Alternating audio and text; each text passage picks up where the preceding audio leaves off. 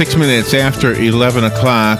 Thank you for tuning in this Friday morning. A few years ago, we were at the New Horizons School for Autistic Children, and we met a young man, I think his name was Billy, if I remember right, and he had autism, but he was also a savant, and we learned that the movies like to make it out that all autistic people are savant, and that's not true. So I don't want anybody to think that that's what I'm saying. But this young man was a savant, and his savantism, I don't know if you call it that, but he was able to, of all the things he could do, listen to this, I know you know this, Robin, but he could watch a movie, and then after the movie was over, walk over to a word processor or a computer or a typewriter, I think, whatever was around at that time, and type up all of the credits. I know. How does a person type up all the credits, to a movie?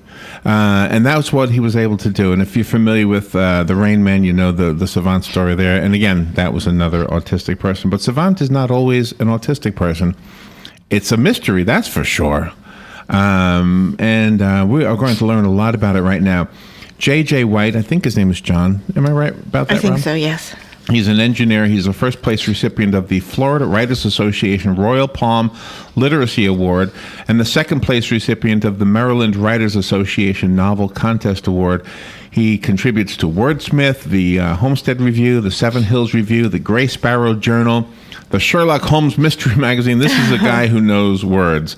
And he's written a book, and it's a very curious book. That's a good way to say it. It's well written, fascinating, whatever other adjectives I can't think right now. Prodigious Savant is the title. It's a novel of a teenager. It's described as a naive teenager struggling with the sudden fame of becoming an acquired savant, and he'll explain why it was sudden in this case.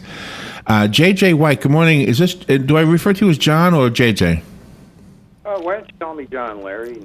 Just John. Okay. Well, good morning, John. Where are you? Where are you calling from? Just south of you in Merritt Island, Florida. In Merritt Island, okay. Well, thank you for being on the air with us. It sounds like you're somewhat of a savant. How do we know the difference between a savant and somebody who's just very, very smart? Well, a prodigious savant would be someone that has the genius abilities, some type of genius ability, but without the usual mental developmental problems that a savant has. So the way you tell them apart is usually, like you were saying on that autistic, what was his name, Bobby? Billy. Yeah, he has autism and he's also savant, and that's the case of most of the 100 prodigious savants that there are in the world. They either have some type of autism or Asperger's disease or something like that, and they have a difficult time with their social skills, whereas an acquired savant would be someone like a Jason Padgett or Orlando Sorrell, who has had an injury and then just wakes up a savant. And that's the way my character is. Okay, so the book is called Prodigious Savant, but the character is an acquired savant. Yeah, I originally was going to call it acquired savant, and that sounded like a mosquito-borne disease. So I decided to call it Prodigious Savant, but my character throughout the book eventually turns into a prodigious savant with the disabilities and the tendencies, in my case, tendency for violence that savants sometimes have. So explain to the audience how he acquires. Do I say savantism? How do you acquire? Well, it used to be called an idiot savant, and years ago Dr. Darrell Treffert changed that to savant syndrome. So okay. Someone that's a savant usually has a savant syndrome, and so it's been changed over there. But you would call someone just a savant would be the best way, or a prodigious savant. Prodigious in this case is not. In my case, he has all these different abilities, but prodigious actually means a very large ability. Okay. And did the story come to you in any way? Were you exposed to somebody who was a savant? Were you, was it just out of the blue? How did you come up with the idea for the book? Well, it's like Stephen King says, you have these fossils sitting around and you have to find them and put them together. In my case, when I was 8 or 9 years old, I was living in Burlington, Vermont. And we actually, just like in the book, there was a a dynamite shed near the I-89 construction site, and 2 teenagers were shooting their guns into it.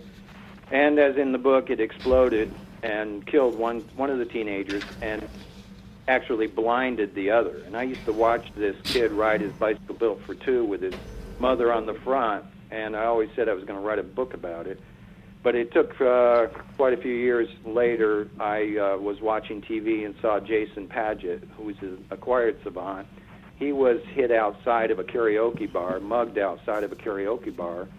And when he woke up from his coma, he was a genius in mathematics, and he was a genius in calculation and art. And so I just combined the two together and put it into a novel. And this is also a period piece also. Yes, it takes place in 1962. Burlington, Vermont, goes all the way through to 1963. And you were there in '62. I'm guessing. Am I right? I was born in Burlington, and I was dragged, kicking and Dragged. screaming to Florida. Parents. You dragged to Florida. Everybody else loves to come here, but you were kicking and screaming. You didn't want to come here, huh? No, when you're a kid, you love the snow and the people up there. Yeah. I thought of Florida as a giant landfill, so... At that age? You see, now, actually, I'm kidding you, because Robin and I can sort of kind of relate to that. She was a teenager when her family moved here, and so was I. Yeah, a lot of us worked. My father worked at the Space Center, and that's why they brought us down. Do you think there's any practical application of savantism? Could a savant work at the Space Center? Well, an acquired savant certainly could, and I always have a suspicion that Einstein and Newton were somewhat of a savant because they had certain eccentricities and paranoia, but they were also geniuses. So Yeah. A prodigious savant, I don't think could. A prodigious savant may be able to play any musical piece they hear for the first time, like you were talking about, Billy. But they may have trouble. They may have trouble buttoning their shirt. So I don't think they could actually work out there. But I'm not an expert. Dr. Darrell Preferred is, though. J.J. White is on the phone, and his name is John, but if you're looking for him on Amazon and all the other places where you would get a book, look for the initials J.J. and then White, as in the color, or the non-color, as White, I guess, is. Prodigious Savant is the name of the book. Real quickly, we've got about another minute to kind of give a movie trailer version of the story for our audience, if you could do that. I'll do that. I'll give you the elevator pitch, a very slow elevator. Yeah, Prodigious Savant. It's a psychological thriller in the vein of Psycho. It takes place in 1962, Burlington, Vermont.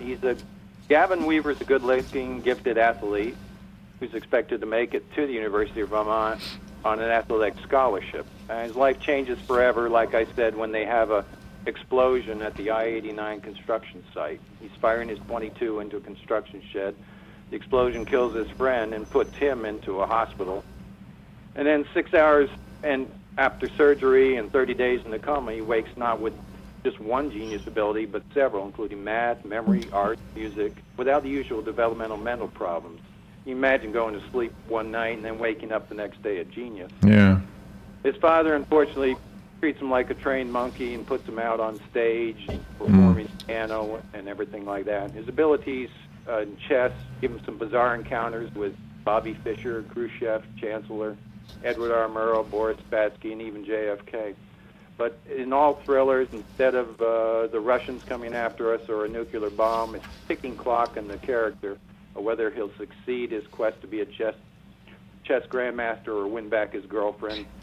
And the hallucinations and mental deterioration drags him into madness. And I don't want to give too much away. No. It's wonderful. Great read. I have a copy of the book. I'd like to give it away. If I have a listener out there who would like the copy that was sent to me, call me right now, 622-9622, 622-WOCA. Prodigious Savant is the title. J.J. White is the author. And the only last thing I think I want to make sure we let our listeners know is a website and other ways that we can buy the book. It'd be www.jjwhitebooks.com, and you can buy it on Amazon or any of the other many sites that you can buy books on. It's in paperback as well as in Kindle. Fascinating topic. I have so many more questions, but I guess we don't have time. John, thank you for being on the air with us today. Good luck with everything, and come back with the next book. I will. Thank you, Larry. Thank you, Rob. All right. We will be right back.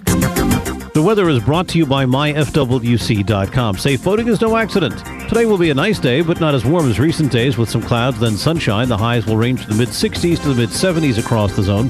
Partly cloudy skies tonight and chilly. Lows ranging from the low and mid-40s in a few inland spots to 55 along the coast.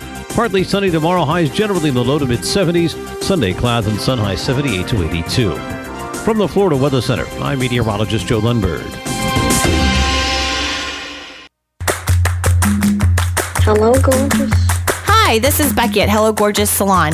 We are located in the heart of downtown Ocala, right next to the historic Marion Theater. I'd like to invite you to stop by and see our new boutique area and meet our staff of professional stylists. Here at Hello Gorgeous, we are ready to update your look with the latest trends. It's the perfect time to brighten up your look. So make your appointment now for those highlights and Brazilian blowout. But don't stop there. We are a full-service salon offering manicures, pedicures, and facials also. So if you've been searching for a salon to call your own, come and see us at Hello Gorgeous Salon. We are located at 48 South Magnolia Avenue in downtown Ocala, right next to the Marion Theater. So call today and set up your appointment at Hello Gorgeous Salon at 351-5358. That's 351-5358. And don't forget, we also do men and children's cuts too. 351-5358.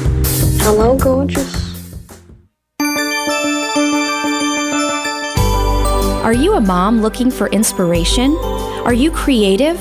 Mamazine.com is a lifestyle blog designed for the local mom to be inspired by the beauty of motherhood while staying current on local events and issues. Visit Mamazine.com today to find events around town, recipes, imaginative play ideas, and more. Mamazine.com. Experience Christmas at Gaylord Palms, November 15th through January 4th with Ice, featuring the Nutcracker. Relive your favorite scenes from the classic ballet, hand-carved in more than 2 million pounds of ice sculptures and slides. Enjoy a special bonus area, the Frostbite Factory, and watch artisans from Harbin, China carve amazing ice sculptures before your eyes. Your awe-inspiring experience concludes with the wonder of the Nativity in Ice. For tickets and packages, visit christmas@gaylordpalms.com. Here's what you may have missed on the John Tesh Radio Show. Apple peels, they contain a compound called ursolic acid that increases our metabolism, which means an apple a day can definitely help keep the pounds away. Models and doctors do date, but the person you meet online claiming to be one probably is not. It's the most common internet lie. Fashion experts believe the fragrance oil trend is here to stay because sales of traditional spray-on perfumes are disappearing into thin air. Intelligence for your life on the John Tesh Radio Show. Don't miss this stuff. Hi, Danny Werfel here. Get moving with Florida Credit Union's fast and easy loan approval process. Let Florida Credit Union start up a new car loan for you today. No more waiting, hassles, or stop signs. You can even apply online. With a strong financial team behind you, you can enjoy great rates and fast approvals. It's all about personalized service and a streamlined process.